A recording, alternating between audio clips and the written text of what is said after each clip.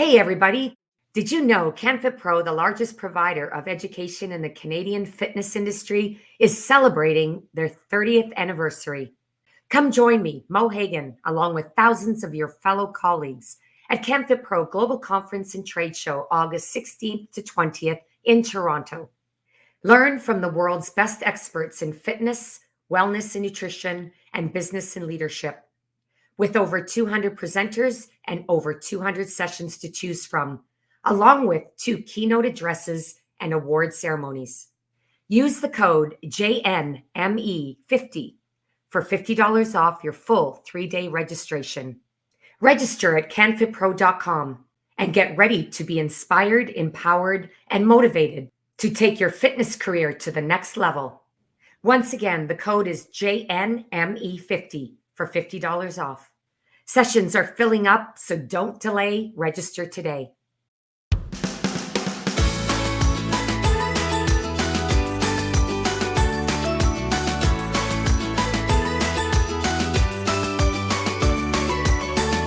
Welcome to the Living Spiritfully podcast, the Mind Body Misfits edition. Here are your hosts for today, Paul Galloro and Claudia Micco. Hello, everybody. Here we are. It is once again another episode of, ready, Claudia? The Mind Body Misfits. We almost did it. We almost got it. I think it's going to be a few years before we actually get that. I mean, it's our running gag now. It's just going to be like that all the time. Hi, Mind Body Misfit, Claudia Micco. How are you? I'm doing well. This misfit has been misfitting all over the place.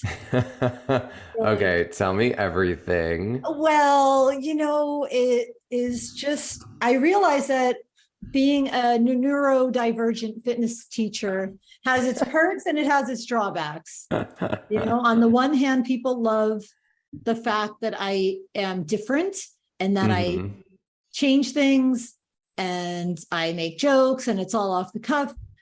And at the same time, they also like consistency. And you have no idea what that means. Sometimes I do when I'm in the flow. I think as a misfit trainer, I mean, the benefits of that are that we entertain people and we keep the enthusiasm up.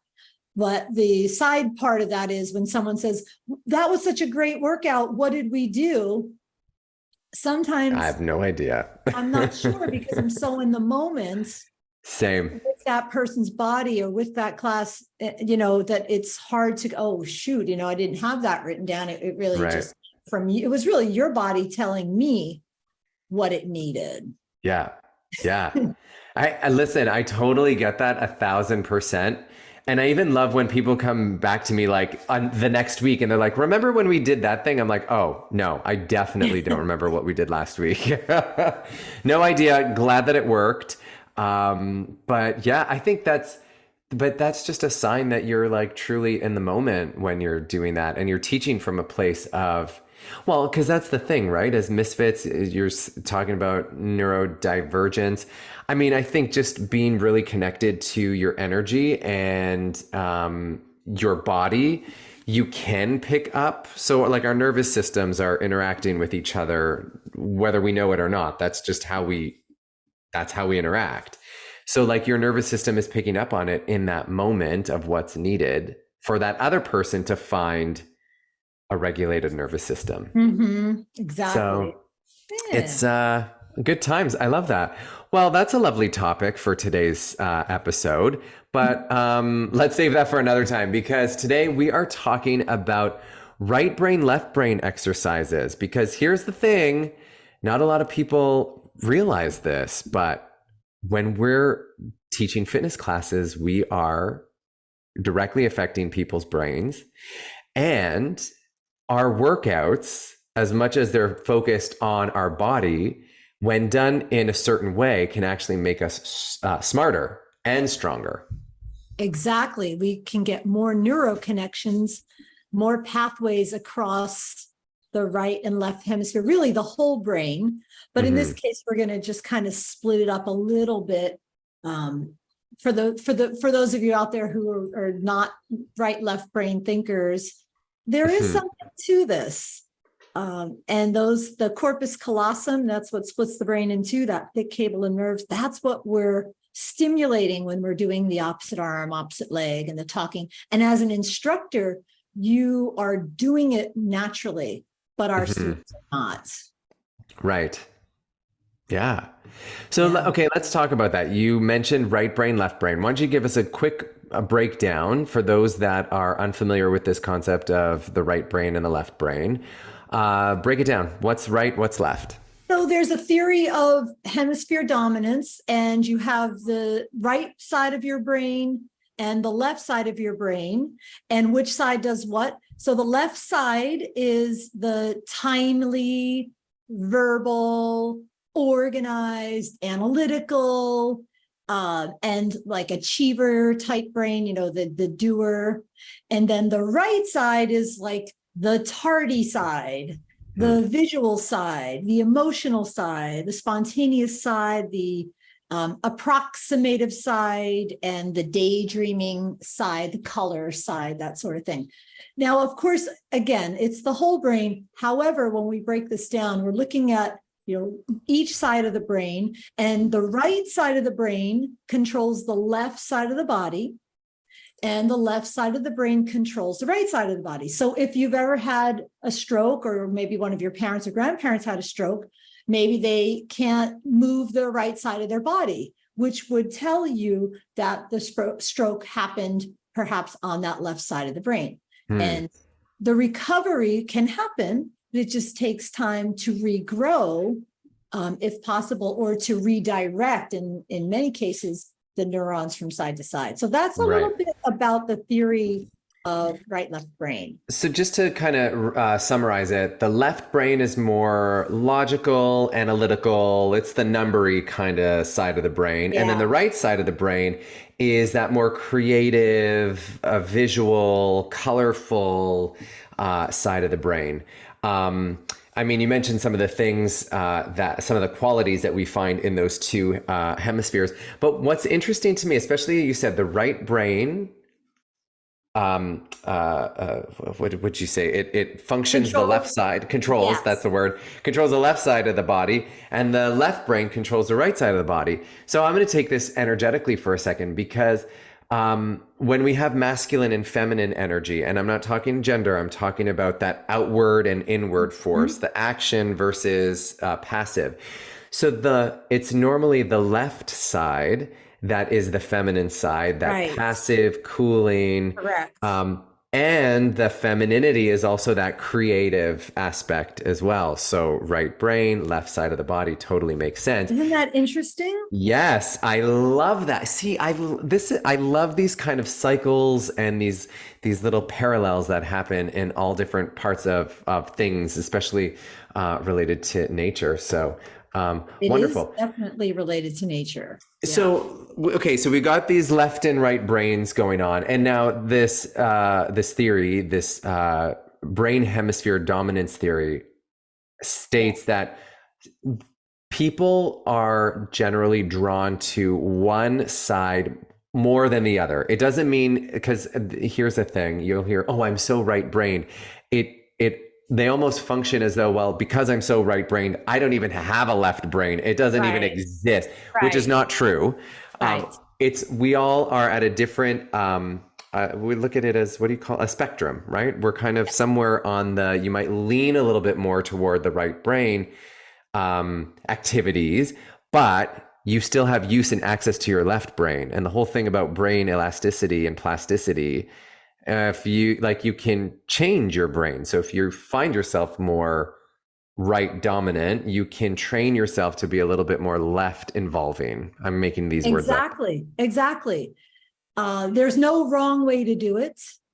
The idea is to enhance your communication between each side. And that comes from what we talked about just for a second earlier, is that thick cable of nerves that is called the corpus callosum, and it holds each side together. And the reason we know about the corpus callosum was that in the 60s, there was research on epileptics, and they called it the split brain research.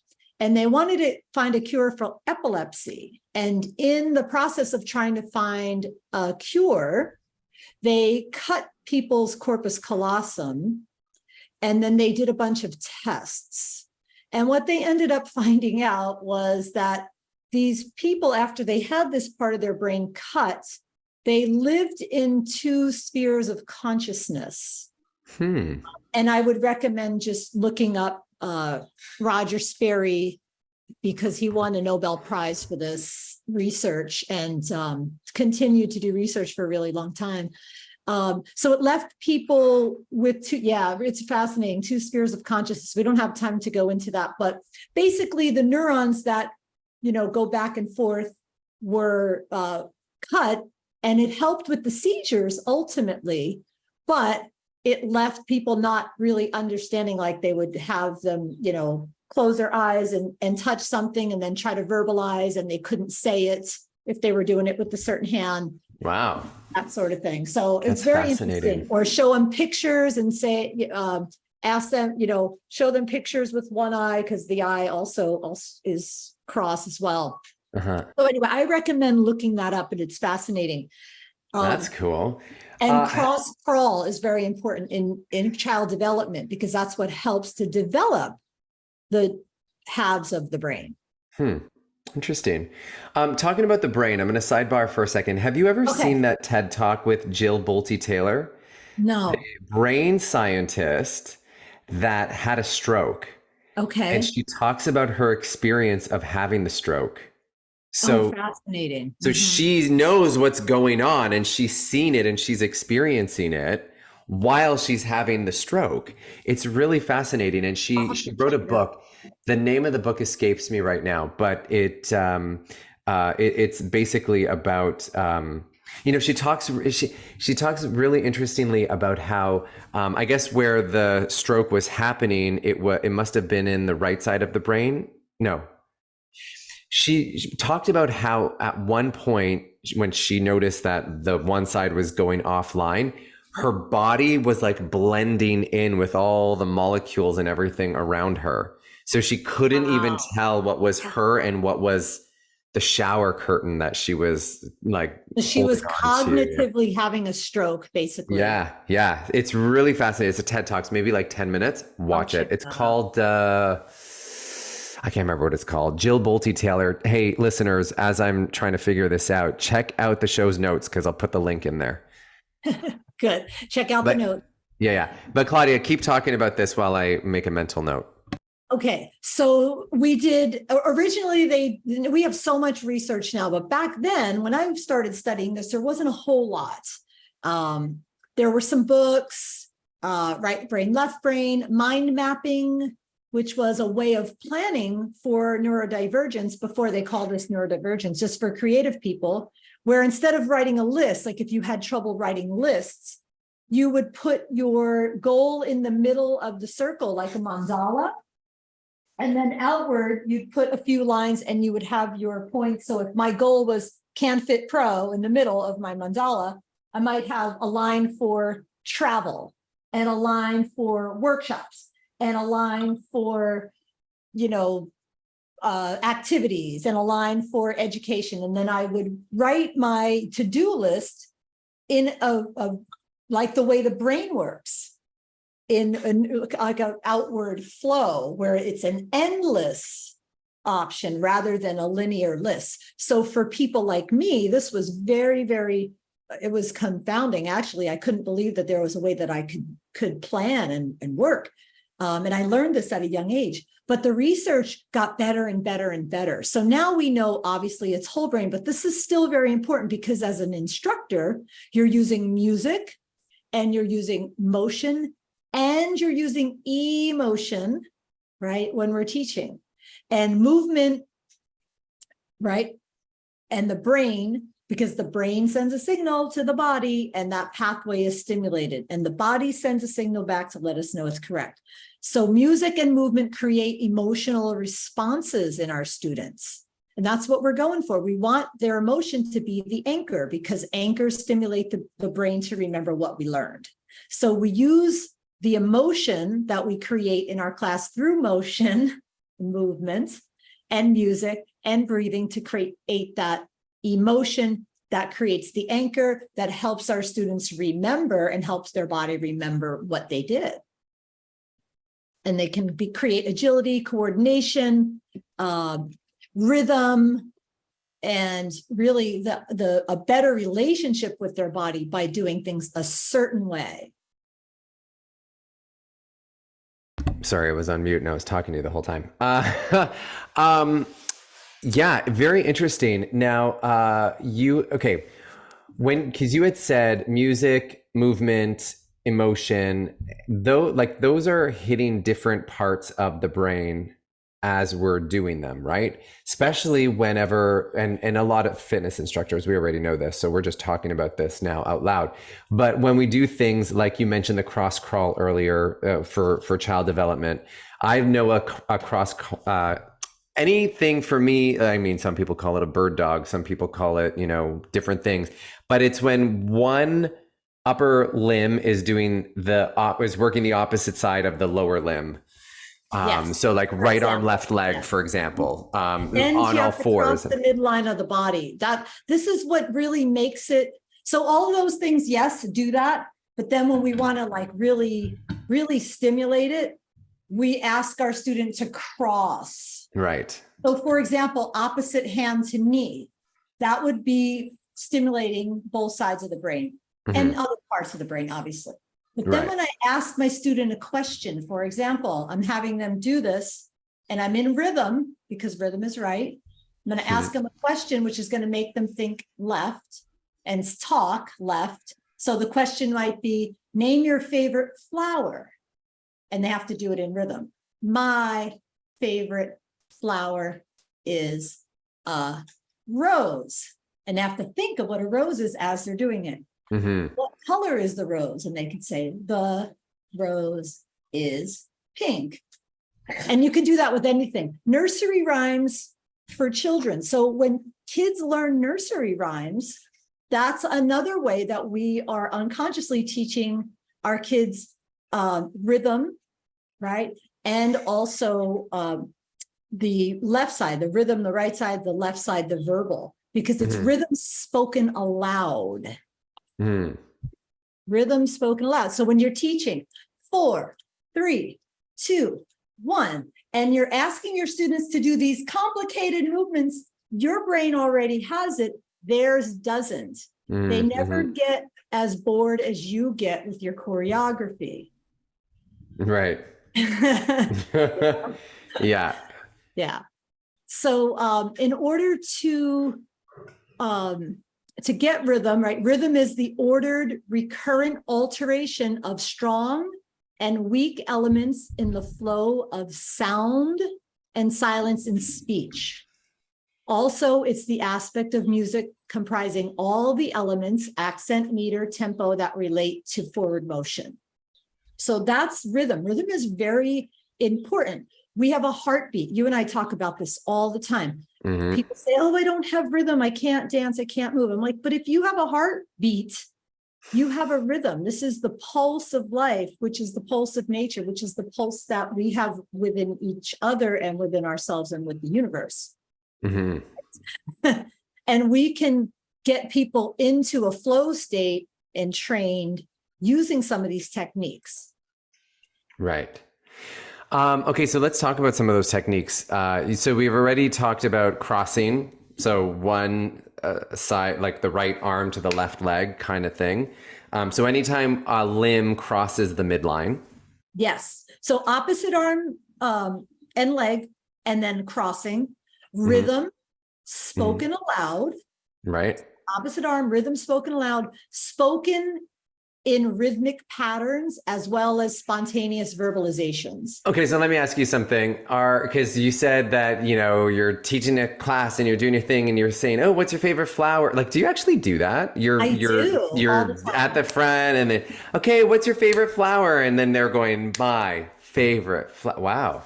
I have a lot of these. As a matter of fact, when I wrote the course for Yoga Fit, the level 3 originally in the 2000, there's a whole section in that. It might be in level 4 now, but if you were a Yoga Fit trainer, there's a whole section on right and left brain and the brain, and I wrote that. And it literally has it has a dozen exercises that you can do with your students in there if you're a yoga trainer. So you've probably learned some of this already, those of you out there who have been through that course. And you can do it, in any time. It doesn't have, you're in your personal training session, I usually do it a lot in the warm up. And it's asking questions, asking them, well, what did you have for breakfast? And then, but we do it in rhythm. Right. I had egg sandwich or an egg sandwich, and they have to do it in rhythm. And it's really fun. It makes them kind of laugh. Other ones that I would do with just that particular one might be like the ABCs, A, B, C, opposite hand as they're doing it. And then if they do that all the way to Z, I'll have them do 1 to 26, 1, 2, 3, all the way to 26. And then I'll say, okay, let's sandwich this together. And you're going to, when you hit your right leg with your left hand, you're going to say A, and then it's going to be 1, B, 2, C, 3, D, 4, and then all the way up, but they're moving at the same time. And it's very stimulating for the brain. Yeah. And that's what we call thinking on your feet. A good one. And a lot of this stuff comes from your HypnoFit program as well, right? Because that's like, HypnoFit is, you're talking directly to the brain. So there's a lot of wonderful stuff that's in there as well. From a lot of the curriculum that you have created, not only for HypnoFit, but for other organizations as well. Now, so we talked. We're still on the recipe. So you've got like rhythm spoken out loud, thinking on your feet. So that refers to the ability to call out the answers to the questions while moving. And this is where your students this is where you really get to see what's going on with them. You give them that question, and what'll happen for certain people is they'll either lift the same arm and leg, or they're not able to verbalize as they're moving. It's not possible. Okay. So that will tell me that I need to back off a little bit and go, a little bit simpler. It'll also tell me that they probably didn't have as much cross crawl as a child, that sort of thing. So not as much activity that way. Right. And you have balance. Chanting is also another way. So doing chanting, learning the body while it's moving. Balance, visual focused, which is, again, things we do all the time. We just don't know we're doing it. Right. The ability to balance and focus, right? Having the eyes focused on an object. That's also a right, left brain, but also having them balance and look to the right center, look to the left center, look up center, look down center, and maintain their balance. And you don't want to do them all. Yes. Right. Well, okay. So actually because you just threw a lot of stuff at us, which is lovely. No. I love it. But here's my question now, because it came up from what you had said, sometimes when you do too much, your choreography is too complex, or you're layering too many of these like visuals and speaking and blah, blah. And then people's brains, like, I don't know, I'm speaking from my experience. My brain literally shuts down and I'm like, I don't know what to do anymore. Yeah. So what are some ways that one can reset? Like, cause I know even if I'm not even thinking about right brain, left brain, sometimes, I'll do some choreography, fancy footwork. I can see people are like, I have no idea what's going on. They give up, they throw their hands down, they go into child's pose, whatever they do. How can I turn it around? How can I reset, bring it back so we're all back on the same page, and then slowly build it back in? What are some things that you do? Well, the first thing that you can do is have them take a breath and begin again, which is okay to do. I think sometimes we forget we can just start again. Yeah. And if you can get them to laugh, if you make a bit of a joke about it, okay, everybody, and then maybe shake it off. That's one way you can get them, depending on what you're teaching. So let's say you're teaching maybe a step class or something that has a little bit of choreography, and you see that, there's about 20% of the people who are just staring at you and not moving, which isn't what we want, right? We want them to move no matter what.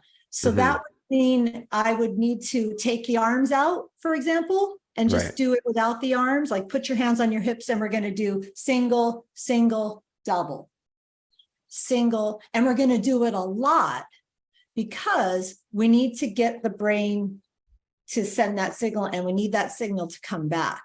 Right. That makes sense. So you have to back it up, or you could do just the arms stuff. So you break it up. You do just the arms, or you do just the legs, and then you put it together. And a lot of repetitions.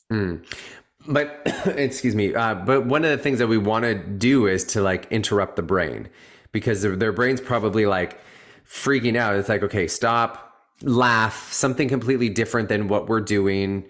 And then find like a rhythm, like just maybe marching. Marching is the easiest one to bring people back to, or clapping.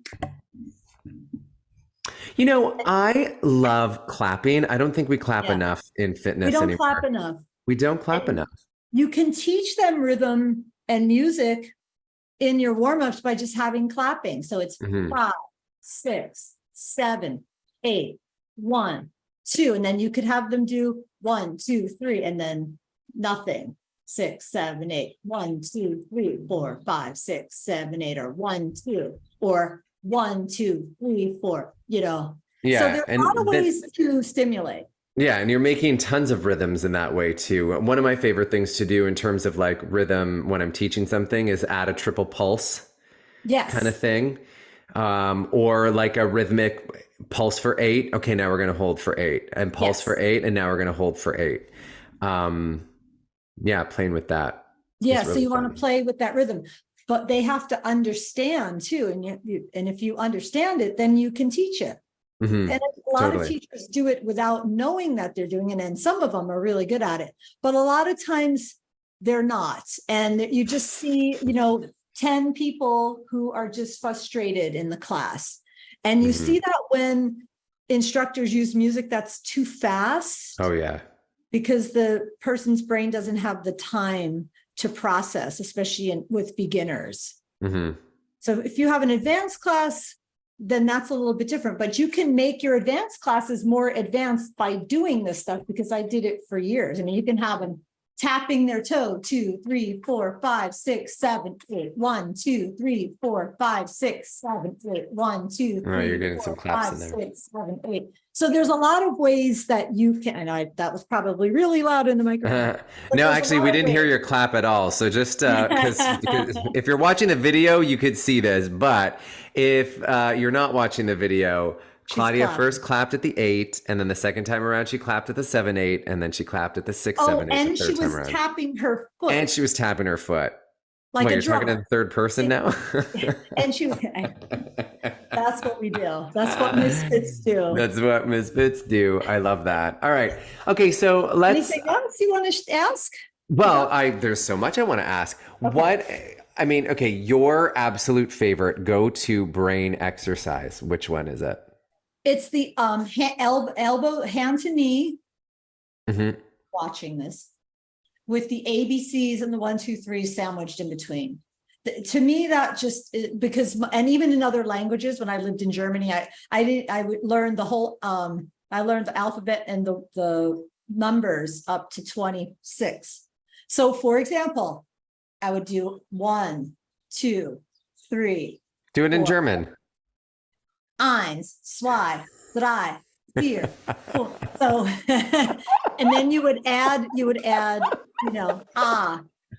B, C, and then just do it all the way through. But A1, B2, C3, D4. We'll do it at canfitpro. We'll do it. We will. For those of you that are listening to this, fun. It's really fun. Yeah. Okay. Well, for those of you that are listening to this and you're coming to Canfit Pro, remind us that we had this conversation when you come to our sessions, and we'll do this little brain exercise. What's the benefit?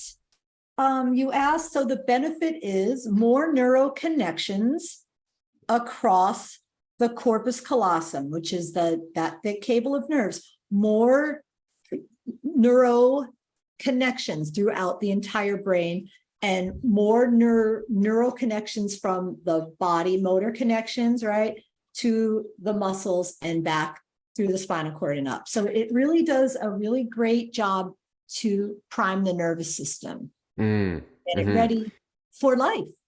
Yes. Well, because the more pathways that we have crossing and connecting those two sides of the brain, the more options I would say we even have in life, right? Yes. Because we're not constantly going down that same brainwave path. If we're going to get into that, what we talk about in yoga, samskaras, right? Those grooves in our way of thinking that keep us locked in certain patterns. Correct. So doing this kind of brain work just makes us smarter, because our brain can do so much more. Exactly. So that's the whole idea there. Is I love to that. have a stronger brain, to have a smarter brain, to be quick on your feet. I mean, this is for the elder people like me and older. One of the things that we lose is our ability to think on our feet. And you'll see this when you're working with older people who haven't done anything. And you'll see them, you ask them to do something with the opposite arm, opposite leg, and they'll move the same arm and the same leg. You'll see it all the time. Or they have to stop and think and then move, which is fine. But what we want is our students to be able to move easily and quickly on demand, which is agility. Agility is, by definition, the ability to move quickly and easily in all different directions. And that's what we lose as a result of the aging process and inactivity for most people. And inactivity is really is just detrimental to the brain. It's so bad. So getting people to move and use their brain is what is going to keep you smarter, stronger, and more agile. Yes. And encourage them to make mistakes. That's a really important part of doing right left brain exercises. You want them to make a mistake, because the more mistakes you make, the better you get at the task. You never remember if you ever took a test, you never remember the questions you got right. Yeah, that's true. Always remember anything that had a red mark on it. It's true. It's true. Stands out. And then you repattern and reprogram the brain. Right. Okay. All right. Now we talked a lot about working the brain. I just want to talk real quick, about how can we give our brain a little break after a right brain, left brain exercise infused fitness class. What can we do to just make our brain chill? Basically, what you want to do is not do a whole class full of right, left brain. You want to put this in chunks. You choreograph it into whatever you're teaching. So, for example, 4 minutes of an exercise, a brain exercise, and then do whatever you would normally do. So it's not like you're doing an hour of this, unless you're teaching an advanced choreography class, but you aren't even doing that. You would put that in there somewhere in the class. So I tend to do them a lot in the warm-ups, because that gives me an opportunity to see where everybody's at neurologically. If I see half the people are lifting the same arm and the same leg, I know exactly what I'm going to do for the next hour. If they can't touch their opposite side, I'm not going to teach. I might not even teach a grapevine, because I know they're going to trip over their feet. I may do step together before I have them cross the midline. Right. So that break is, you're always giving them a break. You're not doing the whole thing. Got it. And of course, your break could be Shavasana at the end. Yes. Favorite. And also, don't be shy to leave a little bit of silence, especially at the end, if they're in a relaxation pose. I sometimes, especially in relaxation, I don't play music all the way through that. I'll cut it maybe 3/3 of the way in, so that last third, it can be complete silence. I mean, the only thing you'll hear are the weights dropping and stuff outside, but just, we don't spend enough time in absolute silence. and our brain needs that break. Exactly. Like, and so if you catch its breath. wanted to put like a bioenergetic regressive position in there, so maybe you just have them fold forward in silence and hold, or, something like that in between would work too. Yeah, silence is golden. All right, that was amazing. Claudia Micco, next time we see each other, we're going to be IRL. Yay, I can't in believe real it. life. I know. And what's exciting is we're going to be together for canfitpro. Still looking for a room. So if anybody knows of a hotel room we can book. We're going to have a room. It's going to manifest itself within the next 3 weeks. It's already happened. So yes, go to the show's notes, check us out. Remember, you can save $50 on a 3-day registration with the code that Mo Hagan said at the beginning of this podcast. There was a canfitpro commercial at the beginning of this podcast. So rewind, listen to it if you are interested in coming and want to save that $50 off of your registration for 3 days. Remember, when you register and you use that code, I think it's JNM50 or something. Check the show's notes. It's there as well. Check the notes. When you use that code, tell them that Paul Galloro and Claudia Micco, the Mind Body Misfits, sent you, because they want to know where you guys are coming from. Yay. Yeah. So Claudia Micco, anything that you want to say before we go, and then we can hug each other next time. I know. I'm so excited. I just want to thank you, and I want to thank all the listeners, and I appreciate you all so much. And I can't wait to see many of you in person at canfitpro. Yay, that's right. And remember, listeners, why fit in when you were born to stand out? We'll see you next time. Aloha.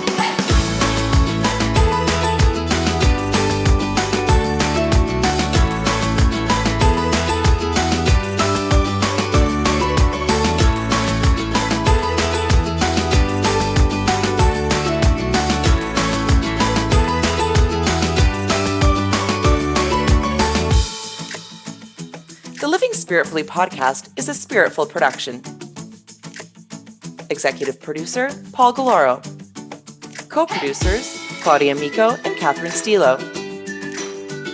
A big thank you and much love to you, the Living Spiritfully community, for liking, subscribing, sharing, and supporting this podcast.